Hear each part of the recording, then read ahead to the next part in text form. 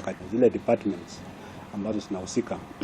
Kwanza na interior, ambayo tuko na sisi national government administrative officers, tuko na national police service, tuko na Kenya Forest Service ambao ni wale ambao wako katika mstari wa mbele kabisa kwa mambo ya kuhifadhi misitu. Tuko na KWS, tuko na Kenya Water Towers Agency ambao wanahusika na mambo ya kulinda all our water towers. Serikali haina nia nyingine, tunataka tuweke ua sehemu hiyo. Tuweke electric fence kuhakikisha kwamba tuna limit human activities katika ule msitu. Namba 2 pia kuhakikisha kwamba kuna miti ambayo itapandwa. Najua ule msitu wa Masai Mau ni ule msitu wa ile miti ya kiasili, sio miti ile exotic kama cypress ama nini, ni miti ile ya kienyeji kabisa. Tunataka pia tusaidie kuregenerate kwa kupanda miche zingine. Generally to reduce human activities hapo. In fact, tukitoka hapa ile amri tunatoa ni kwamba hatutaki kupata wanyama wote, even grazing ndani ya msitu lazima stop. Of course kumekuwa na ile mambo kusema kwamba watu wako na title deed, na all those titles zilikuwa kama karibu 700 zilikuwa publish kwa gazeti.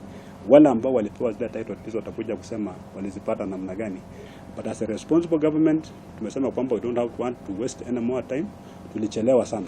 Mali tumefikia tukiendelea namna hii, mwaka mwingine mmoja ama miaka miwili mito yote itakuwa imekauka.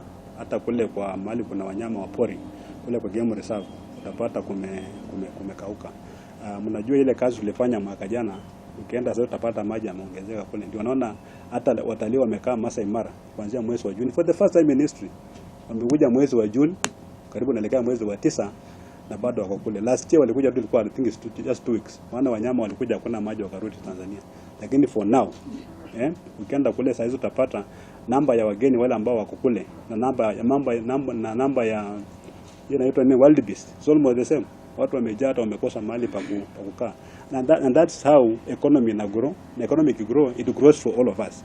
And for the first time we want to urge our leaders, because they're supposed to be responsible, to avoid politicizing very, very important issues like issues of the environment. And we want communities to keep away from this. It's not about the Maasai, it's not about the Kipsigis, it's not about whatever community, it's about the environment. We are not going to allow any politician to incite people, to draw us into side issues, so that we keep talking about the same thing over and over again without making any progress as the environment gets more and more destroyed. This idea of just making noise, you come 1 hour, you fly in a chopper, you hold a baraza there, you hurl insults, then you go. It will never give a solution. You cannot have a government school in forest land. I want any one of you to give me the registration numbers of those schools.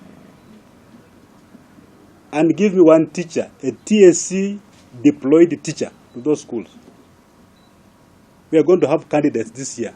Let me have the number of candidates from any particular school and give me the index numbers. There is no single government registered school in that area that we are targeting. Okay. The number of households that were profiled in 2009, 78, 89 households.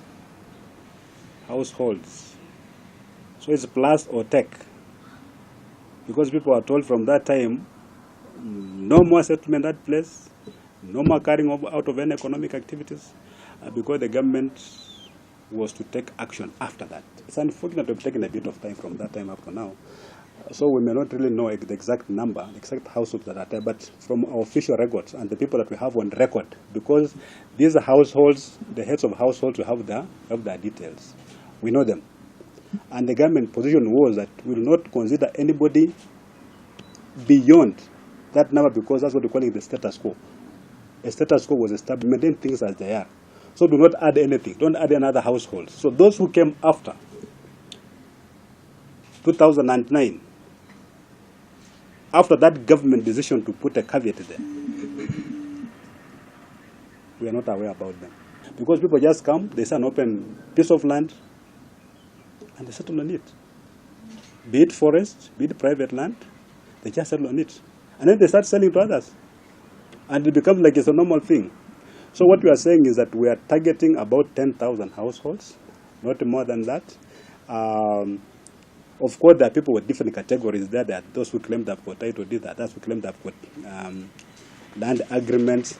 But you see now, if you come and invade my parcel of land, for instance, and then you sell it to other people, you make agreements and sell it to other people, how valid is that transaction? We'll be providing logistical support, administrative support, to ensure that this thing is done in a proper way that does not even leave the so-called IDPs hanging somewhere by the roadside and being fed by people who want to take political advantage of people's unfortunate situations, who appear to be doing some humanitarian activity, but in the actual sense you want to advance your own political interests. You want to take care of the interests. There's somebody who has been masquerading to be the landowner and selling an non-existent piece of land to individuals. We wanted these innocent buyers to come to the government so that we can hold those other fellows to account. And we cannot do this in an environment where everything is politicized, and we stop then addressing issues. When we start counting in 60 days. Within those 60 days, we have cleared all livestock from the forest, we have stopped all human activities, we have started planting trees, and we have secured that forest. And going forward, even these other forests, you see them, yeah? There are other 21 blocks, Mau blocks. Even them, as we speak now, the forest department cannot even tell us the actual boundary of each of those blocks because of serious encroachment. So even once we are done with the Masai Mau, we want also to go ahead and secure all these other blocks for the sake of posterity. We want to secure them.